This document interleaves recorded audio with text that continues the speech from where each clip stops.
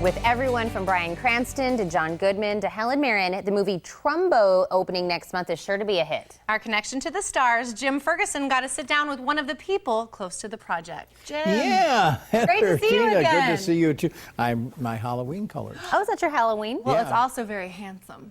Oh, thank you. I appreciate that. Yeah, Jay Roach. I interviewed Jay Roach, the director, many times, but it's always been for Meet the Falkers, Meet the Parents, the Austin Powers trilogies, always comedies. Mm-hmm.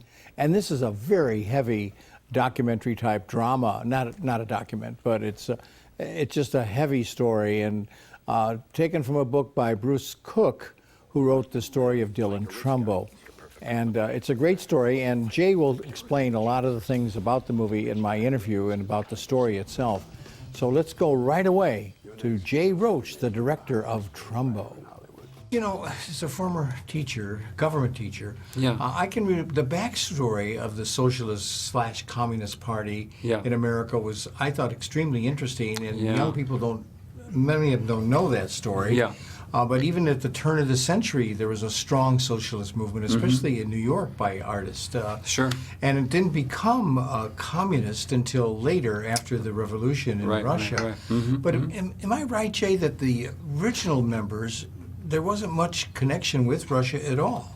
I'm not sure about the history that far back. I know a little bit about it because I'm involved in this project where Upton Sinclair ran for governor of California. I don't know if you ever heard that story. It was an incredible. He was a socialist and then ran as a Democrat.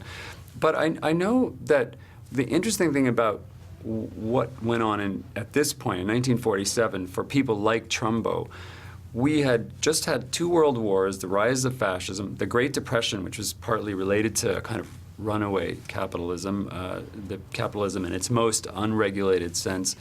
And many people in the arts and education found something in common with the communist philosophy, the small c communist ideas that seemed more just, and protected against fascism, and sometimes equality, sometimes civil rights, sometimes other and workers' rights, to the idea that you deserved health benefits or limited hours, you know, and sometimes they got involved without kind of keeping track of what was going on in totalitarian communist countries like Now, these guys knew about that stuff, but we had just been allied with Russia 2 years earlier, so it was all different from how it feels now. So you're absolutely right about the that. Un-American Activities Committee before television, and then that led to the Red Scare, led by Senator Joseph McCarthy from Wisconsin, and then you had actors.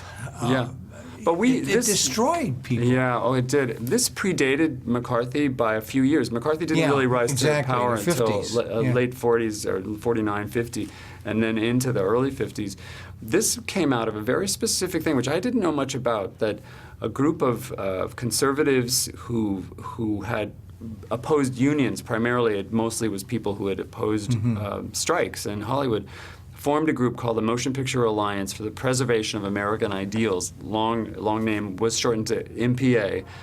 John Wayne was the president of the MPA. Ward Bond, Hedda Hopper was on it. Ayn Rand was in for this. And that group decided that leftist subversives had infiltrated Hollywood and were polluting the minds of Americans through mainstream movies, not even keeping track of the fact that Trumbo wrote 30 Seconds Over Tokyo, which was a very pro-patriotic film.